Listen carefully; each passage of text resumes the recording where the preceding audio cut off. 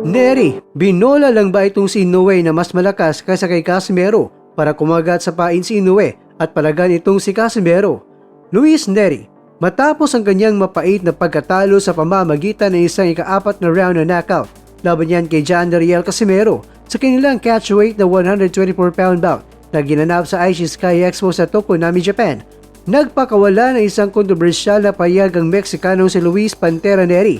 At ayon sa ulat ng veteranong boxing analyst na si Nick Gionco, pilit na iginiit ni Neri na mas malakas sumanong sumuntok ang Japanese superstar na si Inoue kung ikukumpara sa dating karibal nitong Pinoy na si John Dariel Casimero. Ngunit, ang pahayag na ito ni Neri ay mabilis na sinalubong ng mga matinding reaksyon at pambabatikos mula sa mga eksperto at tagahanga ng boxing.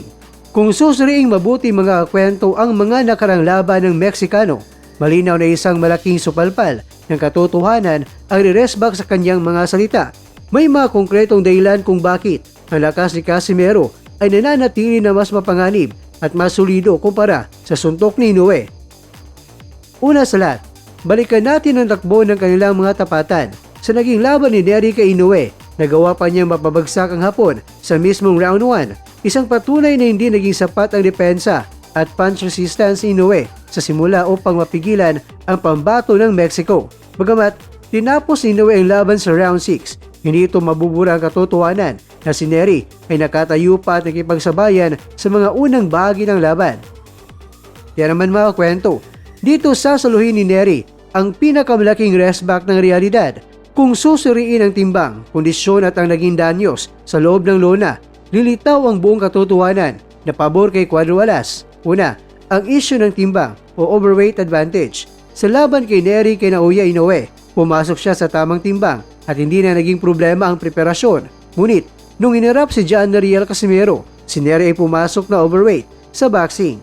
Ang pagiging mas mabigat ay nangangulugan ng mas makapal na padding at mas mataas ang kakayahan na sumalo ng mabibigat na suntok na hindi basta-bastang nayayanig. Sa madaling salita, mas matibay ang katawan at resistensya ni Neri sa gabi ng laban nila ni Casimero dahil sa bintay ng kanyang timbang. Sa kabila ng bintayeng ito sa timbang, kung saan mas kaya niya na sanang saluhin ang mga patama, walang nagawa ang tibay ni Neri sa nagliliyab ng kamao ng Pinoy. Hindi lang basta natalo si Neri dahil 6 na beses pa na pinalik sa lona ni Casimero bago tuluyang tinapo sa loob lamang ng 4 na mga rounds. Kung talagang mas malakas si Inoue, bakit raw itong si Casimero ay 6 na beses na pinabagsak si Neri sa mas maikling panahon, gayong mas mabigat at mas protektado ang kanyang katawan ngayon? Habang nagawa ni Neri na mabulaga at mapabagsak si Inoue sa unang round, hindi niya ito nagawa kay Casimero. Dominasyon mula sa simula hanggang dulo ang ipinalasap ng Pinoy na kung saan ang bawat patama ni Cuadro-Alas ay may dalang one-punch knockout power na nagpaguho ng depensa ng Meksikano.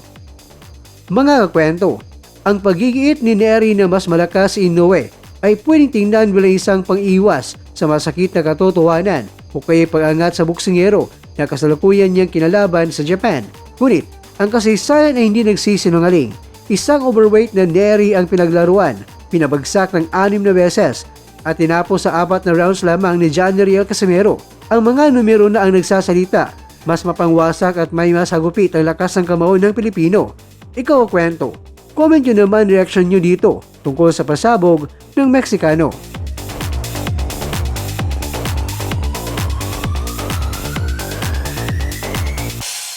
Sa bawat suntok, may pangarap. Sa bawat... Mga kakwento, hanggang dito na lang muna ang ating kwentuhan. Huwag kalimutan na mag-like, share at subscribe.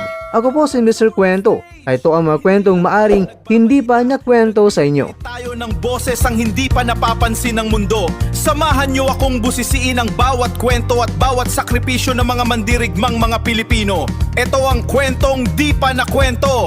Pilipinas para sa mundo. Pilipinas para sa mundo.